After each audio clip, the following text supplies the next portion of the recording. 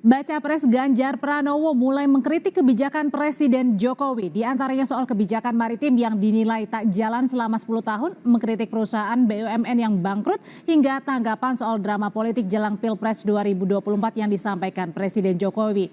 Ganjar lagi serang Jokowi. Kita bahas sore ini bersama dengan Direktur Eksekutif TPN Ganjar Mahfud Putra Nababan, Sekjen Projo Handoko, dan pengamat politik Ikrar Nusa Bakti. Selamat petang, selamat sore Bapak-Bapak. Selamat sore, Adri. Sore semuanya, saya yang pertama ke Bang Putra dulu. Bang Putra, ini jadi Mas Ganjar mengkritisi kebijakan Jokowi merupakan bagian strategi pemenangan Ganjar Mahfud? Audrey, kalau soal bicara mengkritisi, tentunya kita bukan hanya melakukan mengkritisi ya, tapi kita harus memberikan solusi ya. Tentunya ini bukan hanya karena Pak Jokowi, tapi karena produk yang dihasilkan oleh program Pak Jokowi yang visi misinya dibikinkan oleh PDI Perjuangan sejak 2014-2019. Maritim itu adalah program yang disiapkan oleh PDI Perjuangan dan dijalankan oleh Pak Jokowi. Ketika Pak Jokowi mengatakan jangan memunggungi laut, itu adalah visi misi, termasuk saya menjadi bagian yang membuat itu. Itulah visi misi yang kemudian memang tidak dijalankan dan tidak difokuskan oleh Pak Jokowi. Tapi itu menjadi jargon-jargon yang dilakukan oleh Pak Jokowi dan pemerintahnya. Nah, Pak Ganjar itu bukan cuma mengkritisi itu nggak menarik. Pak Ganjar itu akan mempercepat. Pak Ganjar itu sifatnya melakukan percepatan terhadap program-program yang mandek, program-program yang tidak jalan dilakukan oleh Pak Jokowi. Contohnya, maritim akan tetap kita lakukan, tapi bersama dengan Pak Ganjar Mahfud, kemaritiman itu akan kita lakukan percepatan. Kenapa? Maritim itu akan menjadi tulang punggung dari pemerintahan Pak Ganjar dan Pak Mahfud, terutama di bidang SDM-nya. SDM unggul dari kemaritiman itu adalah salah satu. Tapi kemarin Mas Ganjar bilang ini program maritim nggak niat, 10 tahun nggak berubah. Betul, karena tidak dilaksanakan dengan niat. Kan itu kan harus dikritik, masa kita nggak menyampaikan yang benar gitu ya. Dan itu akan kita percepat. Karena apa? Karena dengan Pak Ganjar kita akan mempercepat program kemaritiman dan itu sudah kita siapkan dalam visi misi ini. Termasuk bagaimana kita mengakselerasi 11 potensi maritim, termasuk SDM unggul di bidang kemaritiman. Itu sudah masuk dalam ekonomi biru. Yang disampaikan oleh Pak Ganjar itu adalah kaitannya dengan ekonomi biru. Jadi maritim itu on the track. Cuman di era-nya Pak Jokowi ini mandek, nggak bergerak. Ini apa karena menteri-menterinya nggak pernah baca visi dan misinya gitu ya, masuk di tengah jalan atau gimana? Tapi Bang Putra, nah, hal seperti ini janganlah kita lakukan lagi. Kalau bisa menteri-menterinya itu baca visi dan misi dulu sebelum nanti menjalankan program pemerintahannya. Oke, PDI Perjuangan ini kan sudah bersama Pak Jokowi selama 10 tahun ya, memerintah begitu. Nah, kenapa baru sekarang dikritisinya begitu? Karena kan mungkin saja menduga apakah ini bagian menjadi strategi? Ya Mbak Audrey, sejak bulan Maret yang lalu kita salah satu pendesainnya bahwa positioning Pak Ganjar memang tidak hanya melanjutkan Pak Jokowi. Kalau melanjutkan itu kan ngebebek kan. Kita mau Pak Ganjar itu melakukan percepatan, ini bukan mengkritisi. Kalau mengkritisi itu kan bahasa-bahasa headline TV dan koran yang seksi ya. Ini kita melakukan percepatan. Kita harus melakukan percepatan. Jadi apa yang dilakukan oleh Pak Jokowi itu akan kita bawa, kita akan lakukan, tapi bedanya kita akan melakukan percepatan, itu aja. Jadi artinya karena Pak Jokowi tidak mampu melaksanakannya, nggak apa-apa. Artinya beliau adalah seorang kader, nah dilanjutkan oleh kader dengan percepatan. Jadi ini bukan kritisi waktu Pak Jokowi belum bukan meninggalkan kritisi kita tapi percepatan ya. Iya, waktu Pak Jokowi belum meninggalkan kita pun, kita sudah pada positioning percepatan. Baik. Jadi sekarang sudah ditinggalkan, tetap juga percepatan. Jadi nggak ada yang berubah. Yang berubah adalah Pak Jokowi dan keluarganya gitu loh. Oke, saya tanyakan ke Pak Ikrar kalau gitu. Pak Ikrar, ini kalau meminjam kata-kata Bang Putra tadi bukan kritisi, tapi kemudian percepatan yang meninggalkan justru keluarga Pak Jokowi. Sebenarnya ini yang dilihatnya bagian dari strategi pemenangan Ganjar Mahfud atau gimana?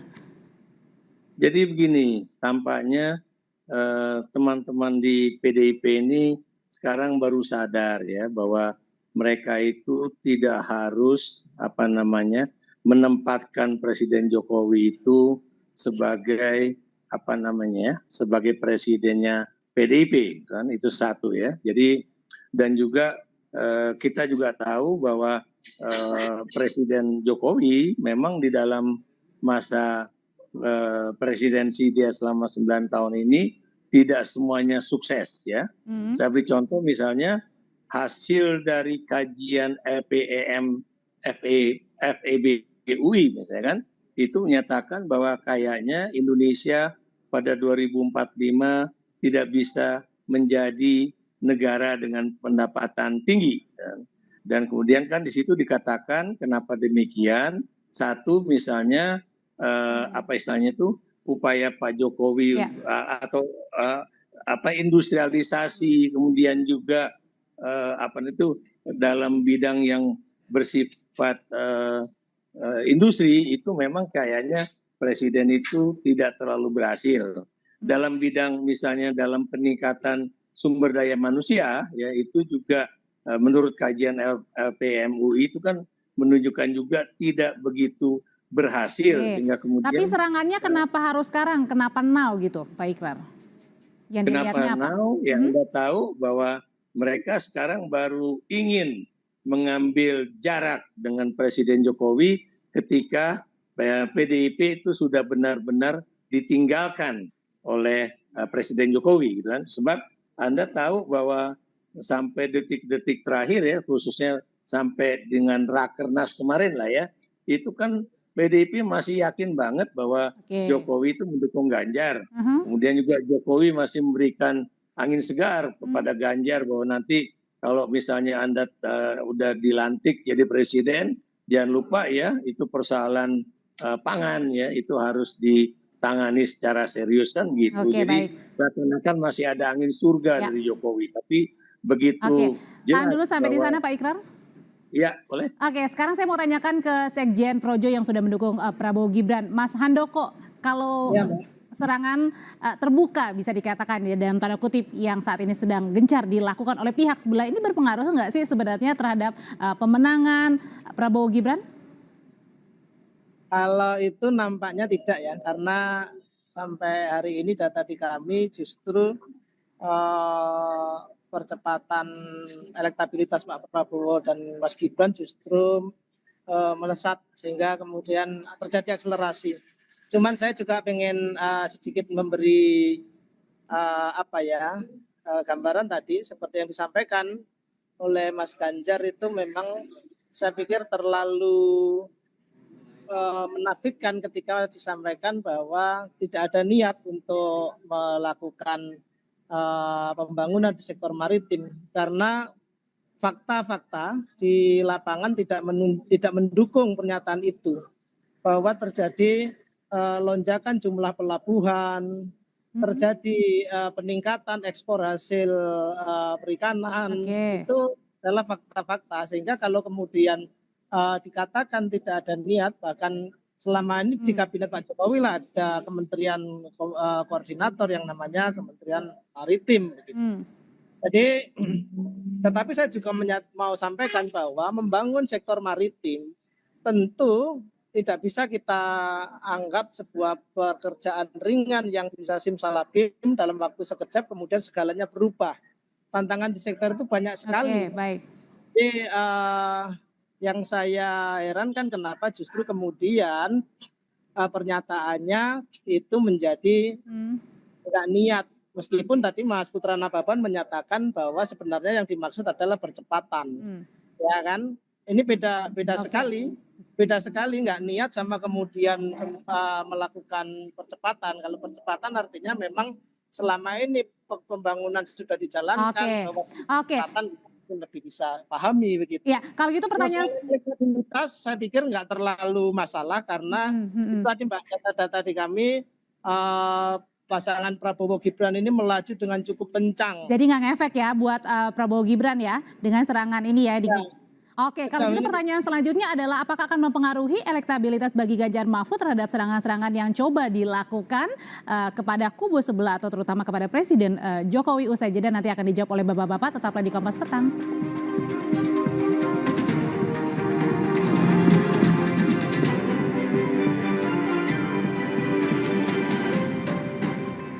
Oke, jadi sebenarnya dengan serangan-serangan yang saat ini dilakukan ini sebenarnya mempengaruhi nggak sih elektabilitas bagi pasangan Ganjar Mahfud dengan juga Prabowo dan juga Gibran, Pak Ikrar?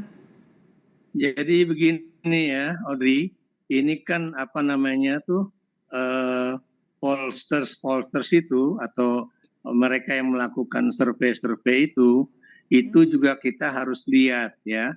Kemana angin politik mereka juga gitu kan, karena kan kemarin juga hasil dari Populi Center misalnya kan itu kan tidak berbeda jauh dengan yang sekarang dari Poll Tracking Institute. Maksudnya gitu kan? Kemana arah angin itu gimana tuh Pak Ikrar? Arah politik ya.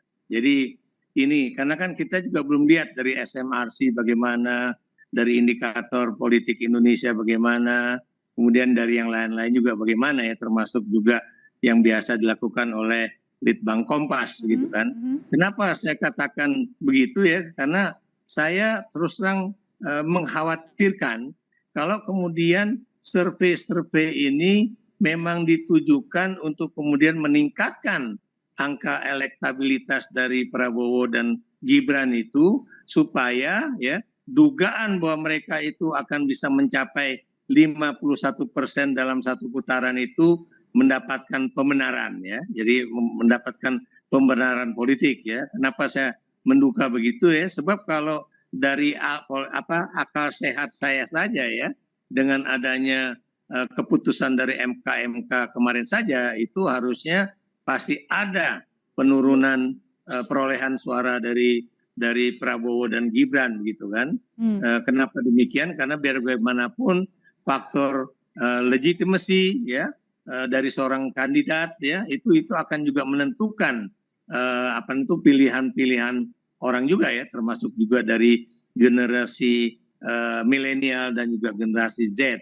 Dan Anda juga jangan lupa ya, polling ini kan cuma berasal dari 1.200 orang gitu ya, sampel. Demikian juga Populi Center juga tidak begitu besar. Nah, yang saya maksudkan di sini, kalau misalnya itu jumlah sampelnya lebih besar dan lebih merata, mungkin juga hasilnya akan lain ya. Jadi itu ya. Jadi saya masih terus terang belum percaya kepada hasil-hasil survei tersebut, apakah kemudian juga akan digunakan oleh koalisi Indonesia Maju sebagai pembenaran nanti kalau saya dapat menang 51% satu putaran, jangan kemudian diragukan. Padahal kita tahu berita-berita yang sebelumnya, Kompas TV yang sebelumnya, mengenai pandangan dari teman saya yang dari Mas Hamid tadi ya, mengenai bagaimana ada tekanan-tekanan terhadap BEM gitu kan, BEM UI atau kemudian juga yang lain-lain. Tahan dulu sampai di sana Pak Ikram. Oke. Saya kembali ke Bang Putra kalau gitu. Kalau yang tadi beberapa kali kan Mas Ganjar menanggapi ya, ada yang menanggapi, kemudian juga ada yang tadi dibilangnya adalah mempercepat ya, bahasanya adalah untuk mempercepat apa yang sudah dijalankan oleh Pak Jokowi. Sebenarnya ini untuk menaikkan elektabilitas Pak Ganjar dan juga Pak Mahfud jelang Pilpres, jelang kampanye, Bang Putra? Ya, pertama kita harus tegaskan bahwa kita tidak sedang berkontestasi dengan Pak Jokowi ya. Pak Jokowi harusnya pada posisi yang netral. Pak Jokowi harusnya tetap menjalankan tugasnya sebagai kepala pemerintahan dan kepala negara. Kita berkontestasi dengan Pak Prabowo dan juga dengan Pak Anies. Ya, dan kita pada saat adu gagasan. Jadi saya pikir Presiden juga tidak perlu mengajari kita tentang adu gagasan. Kita sudah paham kok tentang adu gagasan. Gagasan-gagasan Presiden itu yang nyiapin juga kita juga 2014-2019. Jadi kita juga sudah pernah bekerja sama dan lain sebagainya. Jadi ini nggak usah disampaikan lah ya, karena kita tidak berkontestasi dengan beliau. Jadi beliau juga jangan terlalu gatel gitu loh untuk ikut-ikutan cawe-cawe dan lain sebagainya. Kita ini sedang berkontestasi adu gagasan dengan Pak Prabowo dan Pak Anies. Karena kan sebenarnya Pak Jokowi juga masih kader PDIP loh kan? Iya nggak apa-apa, kader PDIP banyak loh Mbak. Masa semuanya ikut cawe-cawe kan, yang berkontestasi aja Mbak.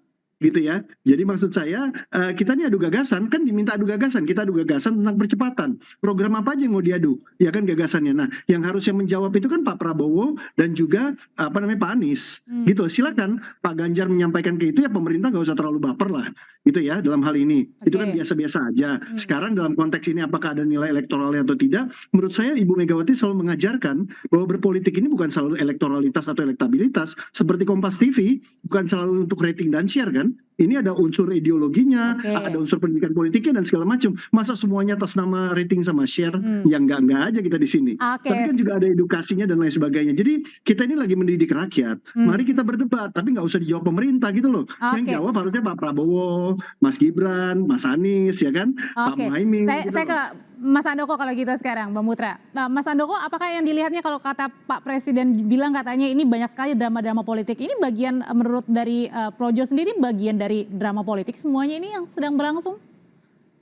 Ya karena mungkin karena lihat banyak situasi yang menunjukkan bahwa beberapa pihak menanggapi situasi ini dengan baper gitu. Sehingga kami misalnya dari Projo sebagai pendukung militan Pak Jokowi kemudian juga harus merespon berbagai isu yang kemudian menyerang Pak Jokowi dengan isu-isu yang sangat